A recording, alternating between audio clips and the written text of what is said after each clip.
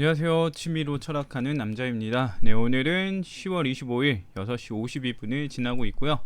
네, 오늘도 마찬가지로 알랭 바디우의 수학예창 4장을 보도록 하겠습니다.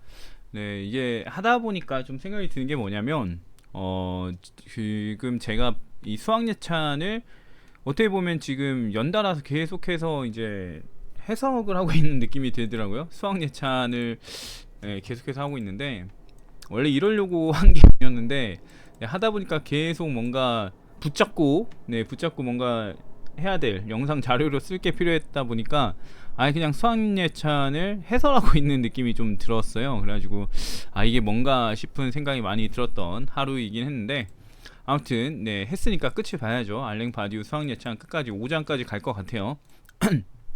아무튼 네, 보도록 하겠습니다. 몇 장 남지도 않았어요. 한 열 몇 쪽 남았던 것 같습니다. 제가 읽은 게 이제 진행한 거는 아직 그 정도까지는 안 가긴 했지만 아무튼 그렇습니다. 네, 오늘 볼 부분은요, 이제 진리의 특징을 이제 앞서서 바디우가 규정을 했어요. 그러면서 이제 수학의 필요성과 관련 짓는 내용이 나옵니다. 진리의 특징, 네, 바디우가 규정한 진리의 특징을 보게 되면 몇 가지가 있었어요. 뭐였냐면 절대성, 영원성, 그 다음에 국지성, 현상성이었는데요. 이 현상성이라는 건 제가 만든 개념인데 현상의 특징을 갖는다 이런 의미로 만든 거고요. 예, 진리의 이제 현상성을 언급했습니다. 그러니까 뭐 어떤 사건에서 나온다, 그리고 시간의 영향을 받는다, 뭐 이런 얘기를 한 게 있어요. 그래서 이제 현상성이라고 제가 얘기를 했는데 이거를 이제 논할 때 이 특징을 보게 되면요, 이 특징은 신이 가질 수 있는 특징이 아니에요. 그래서 이제 신의 개입을 허용하지 않는다. 내가 규정한 이 네 가지 특징을 봤을 때 이 현상성이라는 특징은 신의 개입을 허용하지 않는다. 그래서 앞서 제가 이제 그 철학적이지 않다라고 이제 했던 구절이 있었거든요. 앞서서 철학적이지 않다. 뭐 진리는 이러한 진리는 철학적이지 않다라고 했던 부분이 있는데 이게 제가 봤을 때 신을 그 뭐 언급하지 않는다 뭐 이런 게 아닐까 했었는데 맞는 것 같아요. 보니까. 네, 신의 개입을 허용하지 않는다라고 이제 얘기가 나옵니다. 그래서 이게 왜 그런지를 조금 얘기를 해볼 건데 이 현상성이라는 거, 현상으로 드러나는 성질, 현상에 기반한 성질이라는 건데 진리는 이게 바디우가 한 말이에요. 진리는 세계 내에서 시작되며 시간에 귀속된다라고 했기 때문에 제가 현상성이라고 했어요. 이거는 이제 세계의 어떤 존재로서 있는다, 존재나 현상으로서 있는다라는 것이기 때문에 신이라는 거는 그럴 수 없다는 거예요. 왜냐면 신이라는 건 세계 내 존재가 아니라 세계를 창조한 존재이기 때문에 세계 외부에 있습니다. 그렇기 때문에 이 속성은 신에게 해당되는 속성이라고 볼 수가 없는 거죠. 그러니까 바디우는 신을 통하지 않고 진리라는 거에 대한 증명을 해야 되는 상황에 놓이게 되는 거예요. 왜냐면 자기 스스로 이렇게 진리의 특징을 규정했으니까. 네, 그래서 바디우는 진리의 절대성을 확보하기 위해서 신이 아닌 다른 것을 통해 이제 의존하려고 하게 되는데요. 그 가능성을 보여주는 사례가 바로 수학이라고 하는 겁니다. 네, 앞서서 이제 수학에 대한 얘기를 했을 때 수학은 탐구 과정에서 탐구의 옳고 그름을 판단하게 하는 뭔가가 있다. 그래서 수학 탐구자들은 이 뭔가를 마주하고서 나의 탐구가 올바랐는지 그르게 된 건지를 판단하게 된다. 이런 얘기를 했었습니다. 네, 이게 이제 우리가 그 바디우랑 이제 저와 같은 사람이 말하는 진정한 실체, 그다음에 형식의 세계 뭐 이렇게 얘기를 할 수 있는 건데 이게 바로 이제 우리한테 진리를 드러나게 해주는 것이다 라는 거죠. 그래서 이 수학은 이런 진리의 가능성을 보여준다. 그래서 탐구의 옳고 그름을 판단하게 하는 뭔가에 적절하게 맞다면은 옳은 게 되고 그거는 진리가 된다 라는 얘기로 볼 수 있습니다. 네, 그런 얘기를 이제 했고, 근데 이제 바디우가 진리에 대해서 이제 요즘 어떻게 바라보는지 이걸 설명합니다. 보게 되면 이건 이제 제가 했던 얘기랑 좀 비슷해져요. 네, 요즘은 진리에 대해서 과학적인 경우를 제외하고는 잘 인정하지 않는 경향이 있다. 이렇게 얘기합니다. 네, 그래서 예술과 관련해서 보면은 이 예술과 관련된 진리는 없다. 예술에는 취향밖에 없다라는 거고, 사랑의 방법에 대해서는 사랑에 대한 것도 뭐 진리가 없다, 커플 간의 문제다라고 하는 걸로 보여요. 그런 걸로 봤을 때 이게 존재와 제가 뭐 그 존재를 대하는 방식 이거에 대한 거로 했는데 맞는 것 같기도 하고 틀린 것 같기도 하고 좀 애매합니다. 아무튼 비슷한 것 같다는 생각도 갑자기 드네요. 원래는 틀리다, 잘못했던 것 같다라는 생각이 들었는데 존재와 존재의 관계에 대한 거니까 맞네라는 생각도 갑자기 드네요. 아무튼 그 다음 보면 정치와 관련해서 진리라고 한다면 진리가 없다, 변덕스러운 의견만 있다, 예, 이렇게 여긴다는 거죠. 그래서 요즘은 진리에 대해서 부정적인 입장을 취한다. 여기서 전에 말했던 것처럼 과학적인 것도 있었잖아요. 과학적인 것, 그 다음에 예술적인 것, 정치적인 것, 그 다음에 마지막으로 사랑에 대한 것, 이렇게 있었는데 여기서 과학만 쏙 빠졌어요. 예. 과학만 쏙 빠졌죠. 보게 되면 대부분의 사람들은 과학적인 거는 그래 인정해줄게 한다는 거예요. 그러니까 이 나머지를 이제 인정을 안 한다는 얘기인 건데, 어제 제가 얘기를 간단하게 했었죠. 이게 또 바로 연달아 나오는지 저도 읽은 지가 며칠 지나니까 까먹었어요. 저번 주인가 읽었던 것 같아요. 그러다 보니까 까먹고 있어가지고 전혀 생각을 못했는데, 아무튼 네, 이렇게 얘기가 나옵니다. 네, 이렇게 이제 하면서 진리에 대해 사람들은 좀 없다라고 생각을 한다라고 얘기해요. 그래서 이제 바디우한테 이제 어떤 과제가 주어지냐면, 바디우는 자신이 이제 사람들에게 진리가 있다는 걸 증명하기 위해서 우리가 사는 삶과 세계가 절대적 진리와 관련된다는 걸 증명해야 한다라고 합니다. 그걸 어떻게 증명할 것인가에 대해서는 아마 제 생각에 존재와 사건에서 나올 것 같아요. 여기서는 안 다루겠죠. 네, 존재와 사건에서 나올 것 같다. 네, 이렇게 보면 될 것 같고요. 그 다음 이제 하는 얘기가 이제 진리를 긍정하게 되면 펼쳐질 미래를 설명하는 걸로 보입니다. 그래서 이렇게 바디우가 진리를 증명하게 되면 지금 제가 잘못 건드려가지고 바뀌어버렸는데, 예, 이렇게 볼게요. 네, 바디우가 진리를 이제 증명을 하면 어떻게 되냐? 우리가 이제 절대적 진리를 긍정하게 되겠죠. 그렇게 되면은 진리를 찾기 위해서 살아가게 될 거예요. 네. 지금 요즘은 어떻냐면 절대적 진리를 부정하니까 진리를 찾으려는 노력을 안 한다라고 이제 전에 바디우가 얘기를 했었거든요. 그렇기 때문에 바디우가 만약에 진리를 증명하게 되면 우리는 절대적 진리를 긍정할 거고, 그렇게 되면 진리를 찾기 위한 삶을 살게 될 거예요. 이 삶을 가리켜서 바디우가 참된 삶이다, 어떤 이념하에 살아가는 삶이다, 이렇게 얘기하게 되는데, 이제 참된 삶, 행복한 삶, 이렇게 얘기를 할 수가 있습니다.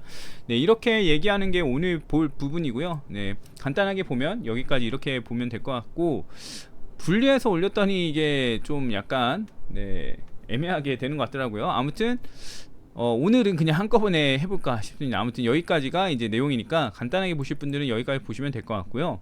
이제 그 다음 문장 해석을 해보겠습니다. 네, 이제 수학의 필요성을 언급하는 부분부터 나오게 되는데, 보겠습니다. 이 두 속성은 진리들이 무한하지만 어떤 형태의 신관념에도 의존하지 않을 것을 요구합니다 라고 하죠. 이 두 속성이 뭔지가 안 나왔는데요, 이 두 속성은 앞에서 언급될 때 진리는 세계 내에서 시작되며 시간에 기속된다, 이 두 속성을 말하는 거예요. 이 두 속성은 진리들이 무한하다는 거는 제약이 없다, 무조건이다, 이런 느낌으로 갈 수 있거든요. 그러니까 한계가 없다는 거잖아요. 어떤 사실이 옳다는 게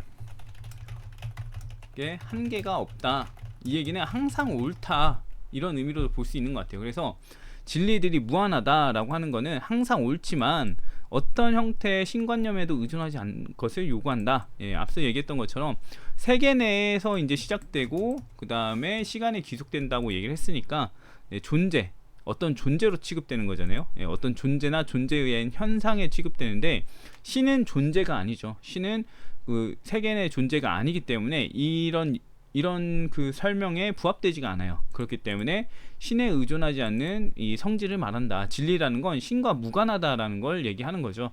근데 물론 신에 대한 접근을 할 것이냐 말 것이냐는 취사 선택입니다. 사실 이 부분은. 그래서 자기가 새로운 어쩔 수 없는 귀결에 놓인 것처럼 얘기를 하고는 있지만, 그냥 바디우가 어떤 설명을 하더라도 그거를 신을 개입해서 설명해도 되고요, 안 해도 돼요. 네, 그런 부분들이 있는데, 아무튼 자기는 신을 원치 않는다, 종교적인 측면을 살리지 않겠다, 이런 식으로 얘기를 하는 걸로 보여요. 네, 그래서 상관없습니다. 플라톤이 신을 가지고 이런 얘기를 하기도 했고, 그 다음에 이제 지금 알랭 바디우가 이런 거를 신을 가지고 안 할 거다 하더라도 결국에는 해석이에요. 예. 어떤 뭔가 실체적인 세계가 있다, 그 세계는 어디서 왔냐, 이런 걸 따지다 보면은 신을 개입해서 얘기하는 경우도 있고 신을 개입하지 않고 얘기하는 경우들도 있어요. 그렇다 보니까 이게 중요한 문제는 아니긴 한데 그냥 자기 딴에는 뭔가 언급하고 싶나 봐요. 네. 아무튼 그렇고 그 다음 보겠습니다. 그렇다면 당연히 이런 질문에서 시작해야 한다. 결코 종교적이지 않으며 모든 초월을 배제하는 어떤 무한 존재의 존재론에 내 기획의 토대를 둘 수 있는가 라는 건데요. 지금 보게 되면 어떤 얘기냐, 신의 관념에 의존하지 않아야 한다. 그러면 이제 질문해야 한다는 거예요. 신의 관념에 의존하지 않고 과연 내 기획이 제대로 실행될 수 있을까 라는 건데요. 이 기획이라는 말이 의외로 잘 쓰이는 것 같아요. 헤겔도 이 기획이라는 말을 썼던 것 같거든요. 철학에서 기획이라는 건 대체로 계몽과 관련이 있는 것 같아요. 네, 계몽과 관련이 있어서 어떤 사람이 나의 기획, 철학자가 어떤 나의 기획이라고 한다면은 사람들에게 올바른 인식을 전달하겠다는 나의 기획이 이제 기획이다, 이런 식으로 표현을 볼 수 있는 거예요. 그래서 종교적이지 않으면 모든 초월을 배제하는 어떤 무한 존재의 존재론에 내 기획의 토대를 둘 수 있는가. 신을 배제하고서도 절대적인 진리에 대한 이 나의 그 주장을 하거나 이런 걸 했을 때 내 기획의 토대를 둘 수 있을까? 이 내 목적을 둘 수 있을까? 나의 목적은 뭐냐? 나의 목적은 진리가 있고 사람들이 진리를 부정하지 않고 찾게 하려는 것인데요.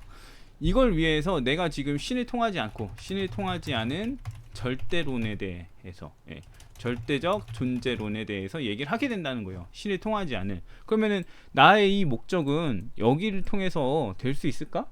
이 생각을 한다는 거죠.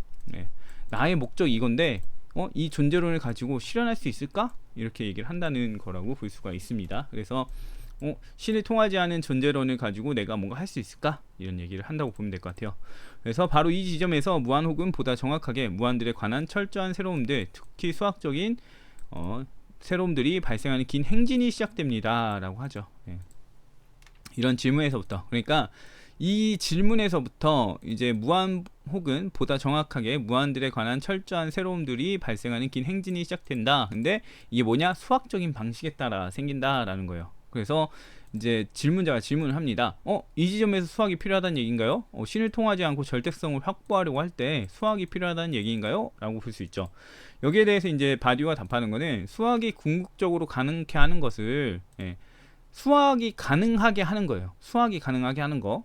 그리고 수학이 동시대의 상대주의를 넘어서고 진리들의 보편적 가치를 재정립하고자 하는 철학자들에게, 수학이 철학자들한테 사변적 자원으로서 자신을 제공한다고 합니다. 수학이 철학자들에게 사변적이라는 거는 어떤 순수한 거라고 얘기하거든요. 칸트 용어로 치면 순수한 상태, 그러니까 이론적인 형식적인 거라고 보면 돼요. 그래서 사변적이라는 건 그냥 생각만으로 뭔가 탐구하다, 생각하다, 뭐 이런 얘기로 보면 되거든요. 뭐 경험에 기반한 게 아니라 그냥 생각만, 이론적으로 그냥 생각해 봤을 때 이런 거라고 보면 돼요. 그래서 고대 그리스의 궤변들이 사변적이다라고 보는 거는 이제 머릿속으로 했을 때, 그냥 말로만 했을 때 말은 되는데 실제하고 무관하니까 사변적이라고 그러거든요. 그런 의미로 받아들이시면 될 것 같고, 아무튼 사변적 자원으로서 자신을 제공한다, 이 얘기하는 거죠. 수학이 아까 얘기했던 것처럼 수학이라는 거는 형식적인 틀을 다루잖아요. 형식적인 틀을 다루니까 철학자들한테 형식적인 틀을 다루고 있고 이게 절대성을 확보하는 그런 뭔가 사례가 되네? 이렇게 되는 거예요. 그래서 절대적 존재론의 가능성, 절대적 존재는 어떤 진리라는 걸 파악하게 하는 어떤 존재가 있다, 절대를 가능하게 하는 존재가 있다라는 건데요. 실체죠. 실제 이렇게 볼 수 있는데, 실제의 가능성을 수학이 보여준다라고 하는 걸로 볼 수가 있어요. 그래서 수학의 탐구 과정에서 가늠되어지는 실체에 대한 인식이 절대와 진리를 보증하는 사례가 된다. 탐구 과정에서 수학자들은 자신의 탐구가 올바랐는지 그르게 되었는지를 판단할 수 있다. 이걸 통해서 우리가 어떤 실체, 절대나 진리를 가능케 하는 실제를 발견하고 그것이 가능하다는 걸 보여주는 사례다, 수학이. 이렇게 얘기하는 겁니다. 그 다음 보면 오늘날에도 거의 인정되는 바, 예컨대 오늘날 요즘 인정된다는 게 요즘날 사람들한테 인정된다는 얘기예요. 그래서 예컨대 예술적 취향은 국지적인 문화나 개별적인 문명의 문제다. 예술적 취향은 국지적인 문화나 개별적인 문명의 문제다. 왜 이런 얘기가 나왔냐? 국지적이라는 건 뭐라 그랬나요? 특정한 영역을 말하는 거예요. 특정한 영역. 예. 특정한 영역의 문화, 그다음에 개별적인 문명이라 했는데, 문명이라는 건 결국에는 개인의 관점이라고 보는 게 맞을 것 같아요. 그래서 예술적 취향은 어떤 문화나 개성에 의한 문제다. 어떤 취향의 문제다라는 거죠. 예, 취향의 문제다. 이렇게 여겨지고, 그래서 사적인 영역이다. 예, 이렇게 얘기를 하는 거고요. 그 다음에 사랑은 어떤 우발적이며 철회할 수 있는 선택이며 상호적인 특권이 있는 커플의 계약으로 기결되어야 한다. 요즘 인정되는 게 이거라는 거예요. 사랑은 어떤 우발적이고 철회 가능하면서 그 다음에 특권이 있는 커플들의 계약이다. 그래서 커플마다의 이제 입장에 따라서 사랑의 형태가 다양해진다. 이런 얘기를 하는 거죠. 그래서 사랑을 규정하기 어렵다. 이런 식으로 얘기하는 거죠. 사랑은 형태가 다양해 라는 게 이제 요즘의 입장인데, 예전에는 순수한 사랑, 뭐 이상적인 사랑에 대한 규정을 우리가 했었어요. 예, 철학자들도 했었고, 그렇기 때문에 이런 얘기가 나오는 거죠. 예, 그래서 요즘에는 지금 예전과 다르게 뭐 근대나 이럴 때와 다르게 사랑에 대한 뭐 기준이 있는 게 아니다. 그냥 커플들의 계약이다. 예, 이렇게 얘기를 하는 거죠. 그다음에 정치에서는 어떠한 진리도 없다. 그리고 오로지 최대한 경험적으로 구성해야 하는 변덕스러운 의견들만 있다. 그래서 매번 순간순간 달라지고 진리가 없다. 예, 정치에 무슨 답이 있느냐, 아니면 뭐 사회 갈등에 무슨 답이 있느냐, 가치관의 차이고 입장의 차이고 이런 거지, 이렇게 하는 게 일반적인 사실로 받아들여지고 있다 이거예요, 요즘 날에. 예, 그래서 예술은 개인적인 영역이고 사랑도 마찬가지로 개인적인 영역이고, 정치적 판단이나 견해에서는 진리도 없고 그냥 가치에 따라 달라지는 거, 관점에 따라 달라지는 거, 이렇게 보는 게 우리의 그 현재라는 거죠. 예, 우리의 현재다. 그런데 바디우는 어떻게 하냐? 바디우는 절대적인 진리들이 실존한다. 그것들이 창조되는 순간에 특정한 집안에서 확실히 뽑혀나가지만, 네, 창조되는 순간, 진리들이 창조되는 순간에는 특정한 집안, 어떤 순간, 어떤 그 국지성, 어떤 그 특정한 영역이죠. 특정한 영역, 조건에서 확실히 뽑혀나온다. 예, 그러니까 특정 영역에서 뽑혀나오기 때문에 국지적인 특징을 지니는데, 그게 이제 그 가치, 국지적이라고 할지라도 그 가치는 보편화되는 방식으로 구축된다. 그러니까 어떤 이 진리 하나가 있다고 했을 때 이게 딱 이 순간에만 맞아요. 이 순간에만 맞다라고 하더라도 이 순간에만 맞는 게, 근데 이 순간에 맞는 게 모두가 공감할 수 있다 이거죠. 네, 공감할 수 있고 인정할 수 있다. 그러니까 보편성을 확보하는 거예요. 네. 이 순간에만 이게 맞아요 했을 때 모두가 인정한다 이거예요. 그래서 보편성이 확보가 됩니다.